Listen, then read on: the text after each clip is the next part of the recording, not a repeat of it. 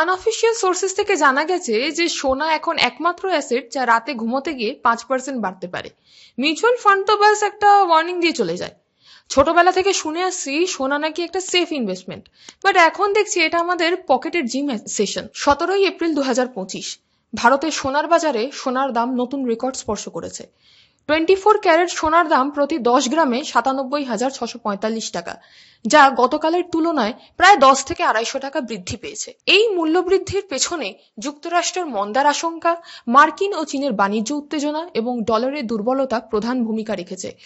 2025 সালে সোনার দাম প্রায় 23% বৃদ্ধি পেয়েছে, যা দেশের প্রধান শেয়ার বাজার সূচক নিফটির চেয়েও অনেক বেশি। এই ট্রেড ওয়ারের সময় বিশেষ করে মার্কিন যুক্তরাষ্ট্রের সঙ্গে উত্তেজনার কারণে চীনের ডলারের উপর নির্ভরতা কমাতে চাইছে এবং মার্কিন ট্রেজারি বন্ড বিক্রি করে সোনা কেনার মাধ্যমে ফরেন কারেন্সির ঝুঁকি কমাচ্ছে।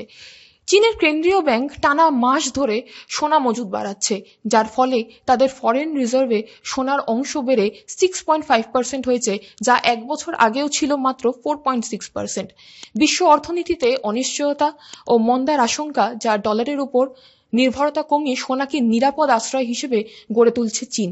সেই জন্যই চীন 2025 সালে ব্যাপক পরিমাণ সোনা কিনছে, যা বিশ্ববাজারের দাম বাড়ানোর একটা বড় কারণ হতে পারে। এখন এসে স্মার্ট ইন্ডিয়ান ইনভেস্টর আপনার কি করণীয়?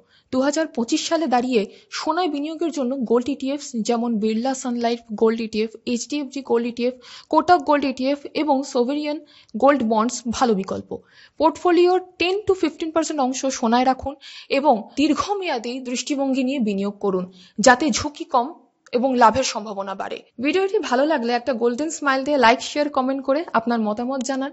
আর গোল্ড প্রাইজের মতন আমাদের চ্যানেলটিও গ্রো করতে হেল্প করুন একটা সাবস্ক্রাইব বাটন প্রেস করে। দেখা হচ্ছে খুব তাড়াতাড়ি।